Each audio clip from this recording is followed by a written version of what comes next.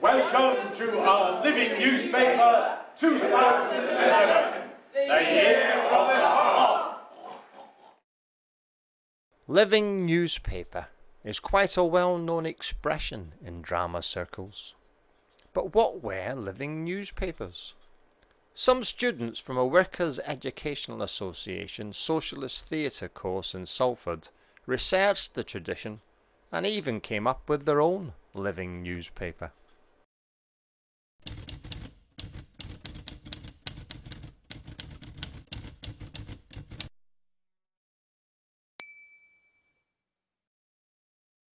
The living newspaper seemed to be one of the great inventions of the 1930s socialist movement, really, to take theatre to people, use it in different non-theatrical spaces, raise revolutionary consciousness, or raise political consciousness, not revolutionary consciousness, and generally be part of that great big wave of education that was made possible by the socialist movement in the 30s. Hey! Hi! Call me Dave. Hiya, Dave. It actually reminds me a lot of political cartoons as well, because you can come in and use very symbolic ideas to get over very complicated and complex notions. I also like the idea that you just turn up, do it, and run away. So it's perfect for that. After the Russian Revolution in 1917, troops of committed socialist actors took the revolutionary message to the masses. They acted out the exciting events unfolding in the big cities, in market squares, town halls, and even on top of trains, to a largely illiterate populace. Their distinctive public and political style triggered off a mushrooming of socialist theatre groups across the world, all eager to take up the challenge to convert the masses through drama.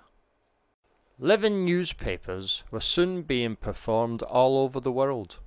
Like some theatrical version of today's social media, they offered socialists the chance of putting an alternative analysis of current affairs from the largely reactionary media. Many years ago, I used to be a great civilization. I introduced the concept of unlimited democracy to the West. Sort of live, polluted by spin and all media crap that's going on. I find it totally inspiring.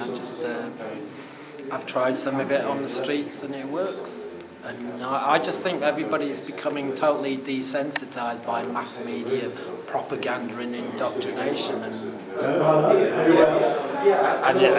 theatre can just reach people in a different way from any other media, and particularly it's political theatre. If it's immediate and direct and entertaining, I think it's got a appeal and it can make a really strong message. What would happen if there was a vote? Chaos, surely chaos. People, what would you prefer, the people or the market? The market. The market. We know what's best for them, and we know exactly how the market can deal with the people. The first English language living newspaper was thought to have been performed in the US. It was called AAA Ploughed Under and chronicled the Dust Bowl disaster of the 20s and 30s. British agitprop groups soon emerged. In the class against class era, the bourgeois theatre was being sidelined. The street corner, the factory gate and the community hall was the interface with the masses. In Salford, the theatre workshop group Ewan McCall and Joan Littlewood formed did a living newspaper called Last Edition.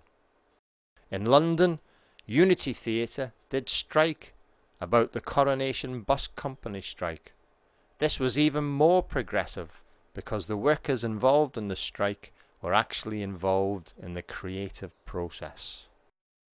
I didn't write any of the individual sketches, but I think as we've been rehearsing them, we've been sort of devising bits and pieces, so I've contributed quite a bit to that, ways of bringing the stories to life and dramatising them in a way, you know, using the techniques that we've learnt throughout the course, from discussing agitprop and living newspapers and things like that. So yeah, just sort of applying those principles and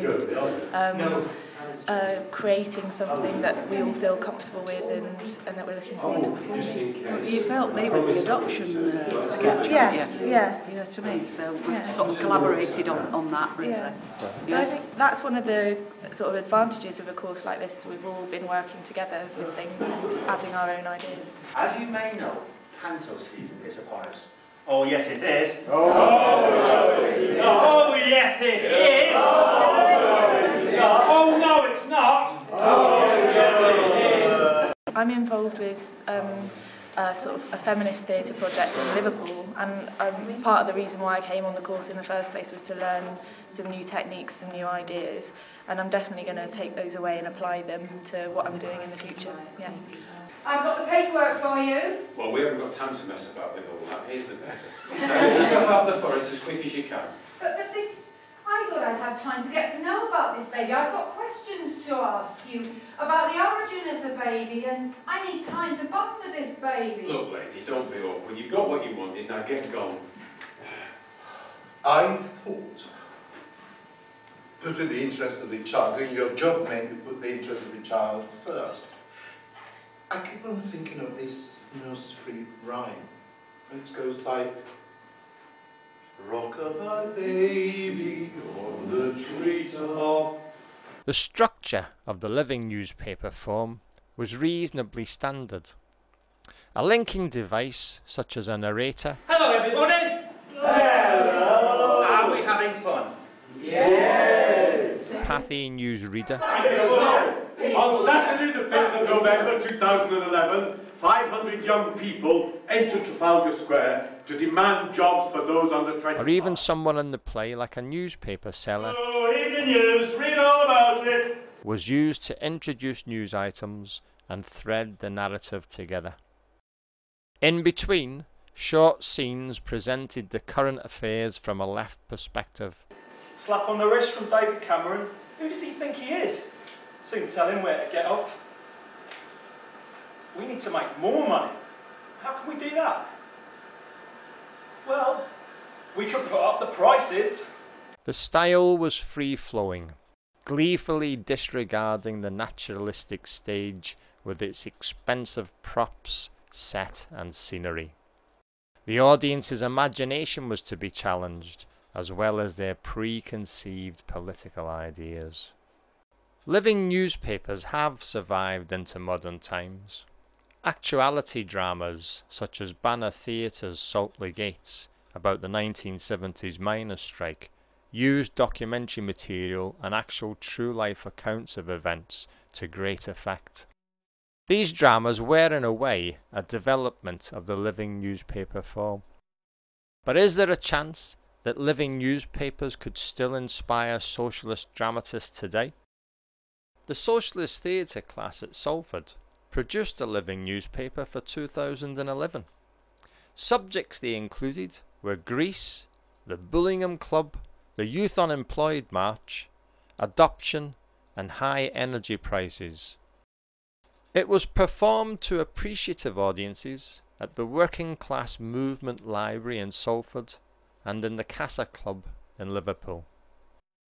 And who knows, maybe this video will inspire you to do your own living newspaper.